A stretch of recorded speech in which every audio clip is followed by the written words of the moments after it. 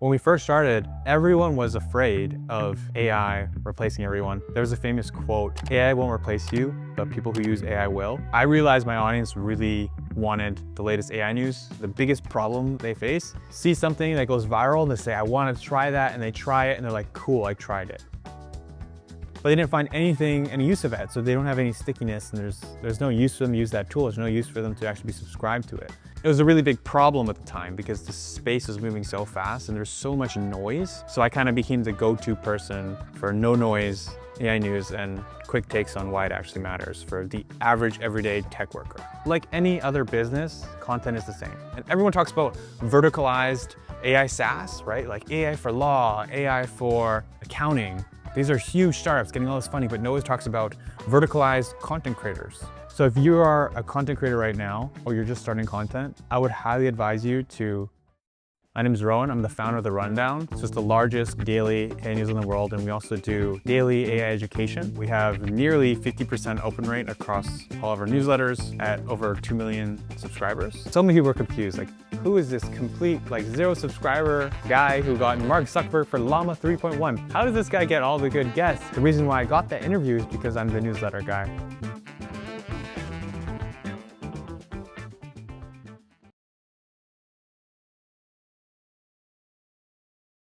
Who am I to be talking to Mark Zuckerberg or Sam Altman?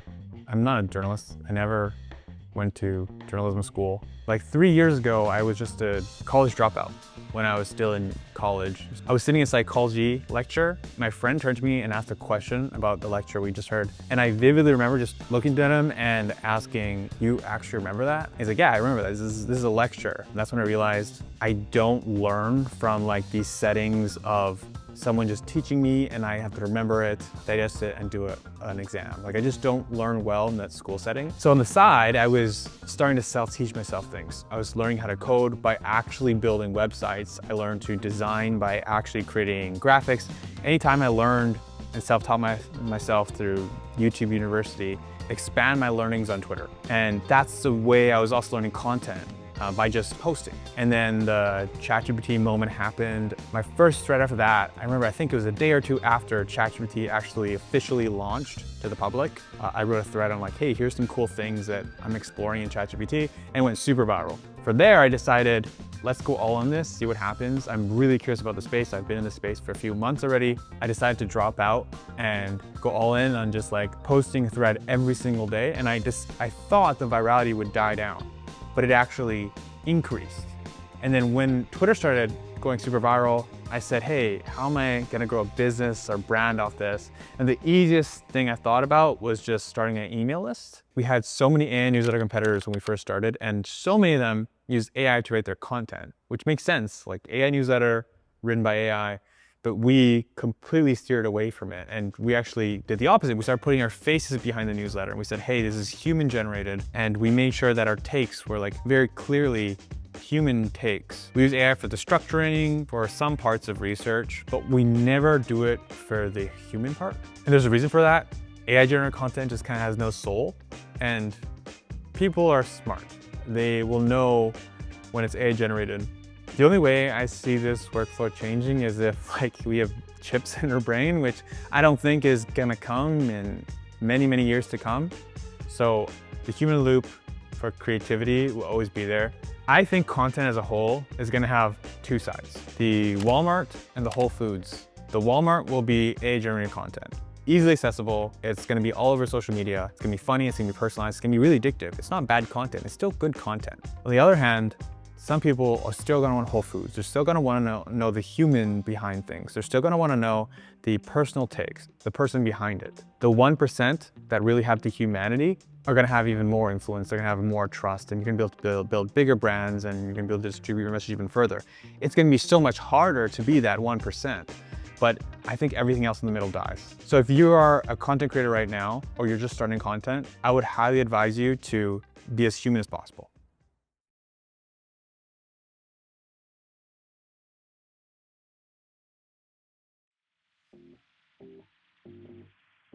If you're a complete beginner and you wanted to start content creation, I would start with asking yourself, do I enjoy talking or do I enjoy writing?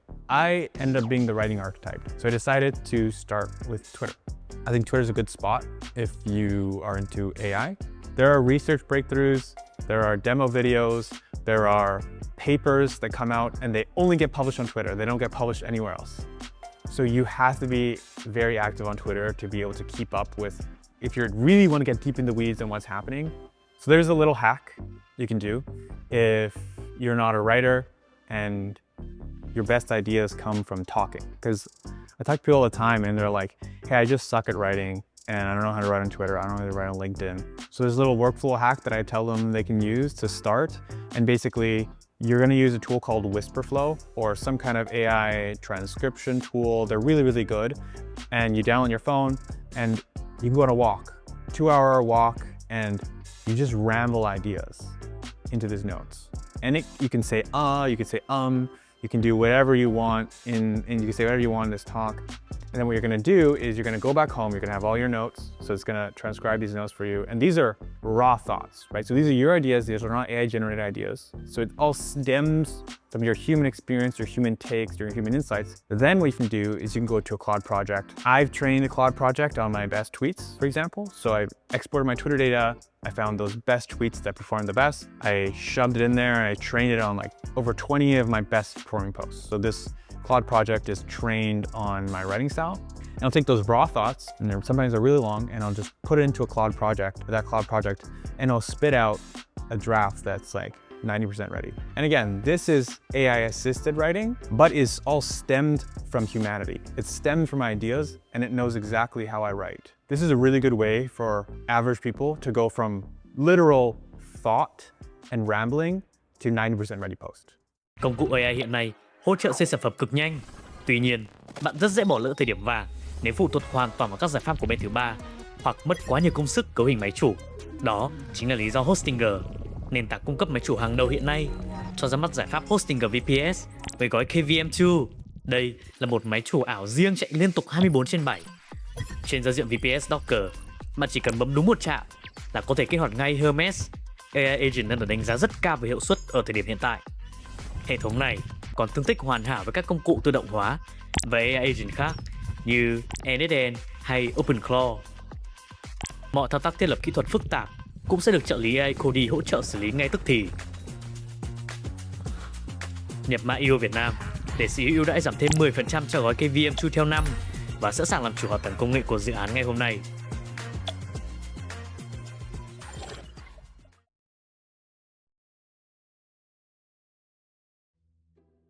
About a year ago, all of my audience was telling me I have to do video.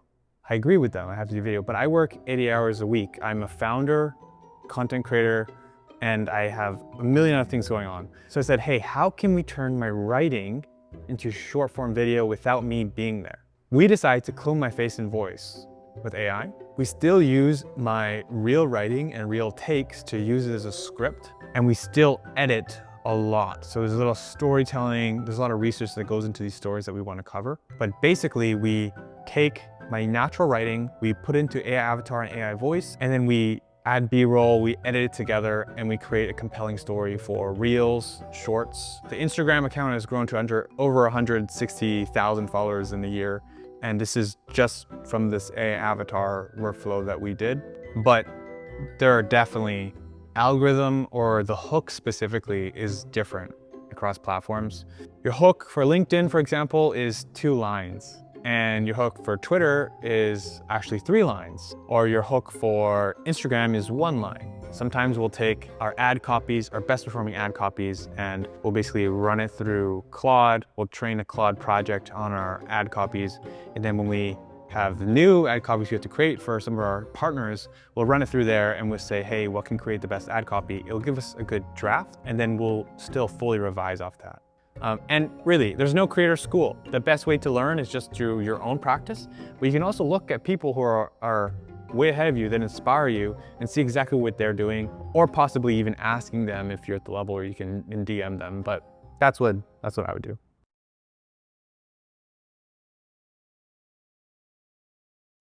We believe AI is taught through habits. There's 3 ways that we teach you can learn. If you do one of these, you're going to be well off. Like you're going to be major early adopter in the space. So it starts with number one, which is ask yourself every day when you're doing something at work, could AI do this? If you don't know, you can literally ask ChatGPT, could AI do this X task? That's the prompt. Simple prompt. And like a pro tip would be just writing on a sticky note and putting it on your laptop screen, but just constantly asking yourself when you're doing tedious things, could AI do this? You're gonna build this mindset of like, oh, AI can do this, AI can't do this. And it evolves over time because AI capabilities, we're living in the middle of it. So this is really the question you should ask yourself. The second step of it is when you do find something that, oh, AI can do this, figure out the tool that's best for that specific problem you want to solve, and then spend a couple hours. It could be, for me, I do it on Sundays. Every single Sunday, I love testing tools. You might fail. You might automate it, which will be amazing. You're gonna have way more time to do higher level things. You might fail. And that's okay if you fail because you're gonna learn where AI can't do things yet. And that's what AI intuition is, knowing when not to use the tool, when it's better than you and when it's not better than you. And then the third is just sharing your learnings. I find the best way to learn is by sharing things. That's obviously how I grew a business off of the back of that, but you don't have to post on social media. You can also share it with your team on Slack. You could share it with your mom, your dad, or your friends. Just sharing what you're learning with others is gonna be good, not only for your own sake, but also kind of become the go-to AI guy around the office. And that's gonna help you with career, that's gonna help you with your friendships, that's gonna help you with a lot of things in life. So that's the third tip.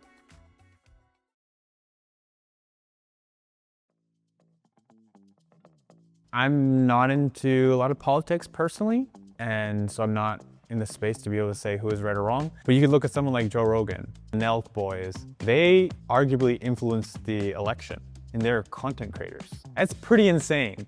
If you told a farmer 50 years ago that there would be this job called a content creator, they would grow a following online, and they would be able to influence an election, that's insane. I think that's only gonna get crazier. It's gonna be harder to get to that level of influence and to grow a brand, a personal brand to that level.